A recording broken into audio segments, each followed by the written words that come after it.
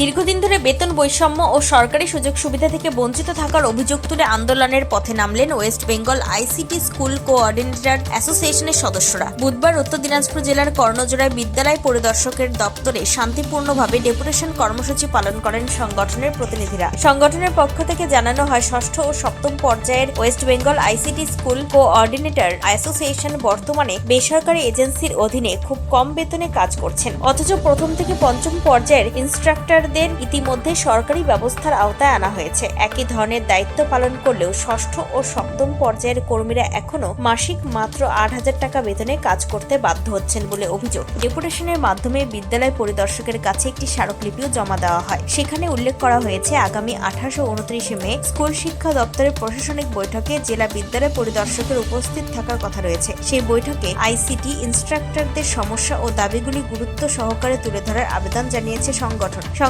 জেলা নেতৃত্বদের দাবি, দীর্ঘদিন ধরে শিক্ষা ব্যবস্থার গুরুত্বপূর্ণ অংশ হিসেবে কাজ করলেও তারা এখনো প্রাপ্য সম্মান ও সুযোগ সুবিধা পাননি। তাই দ্রুত সরকারের হস্তক্ষেপে সমস্যার সমাধান ও ন্যায্য দাবি পূরণের আর্জি জানানো হয়েছে। এ বিষয়ে আইসিটি কোঅর্ডিনেটর বাবু সাহা কি জানাচ্ছেন, শুনুন।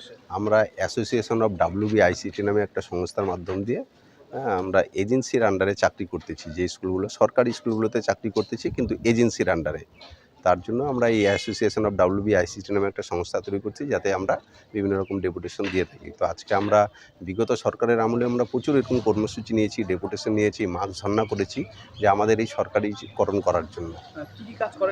আমরা কম্পিউটারের কাজকর্ম করি, বিশেষ করে কন্যাশ্রী, শিক্ষাশ্রী, এমনি কম্পিউটারে আর যে সমস্ত কাজ, আর প্লাস আমাদের যে মূল কাজ যেটার জন্য আমরা একটা নিযুক্ত করেছে, সেটা হচ্ছে কম্পিউটারের শিক্ষক হিসাবে 5 to 8 পর্যন্ত শিক্ষাদান করা, বেসিক কম্পিউটার শিক্ষাদান করা স্কুলগুলোতে।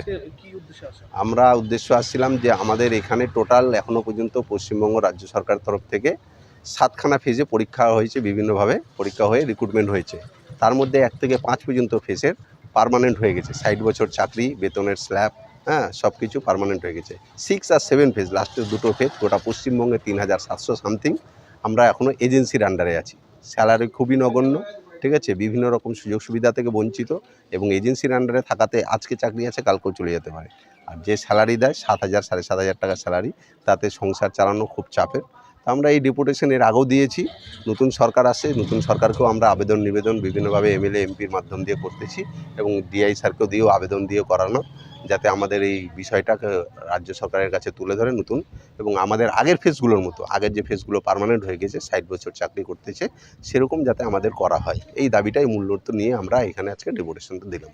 উত্তর দিনাজপুরের রায়গঞ্জ থেকে নিজস্ব প্রতিনিধির রিপোর্ট, টাইমস 14 বাংলা। আরো নিত্য নতুন ভিডিও পেতে এবং তথ্য জানতে আমাদের ফেসবুক পেজকে লাইক ও ফলো করে রাখুন। সেই সঙ্গে টাইমস 14 বাংলার ইউটিউব চ্যানেলকে সাবস্ক্রাইব করতে ভুলবেন না।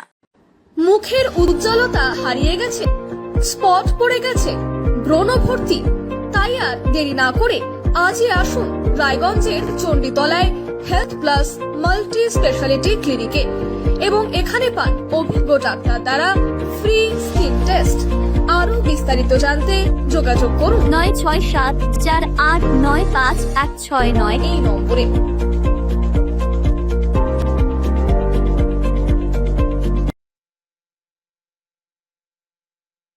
আজ তোমার বিয়ে সাজলো নতুন সাজে।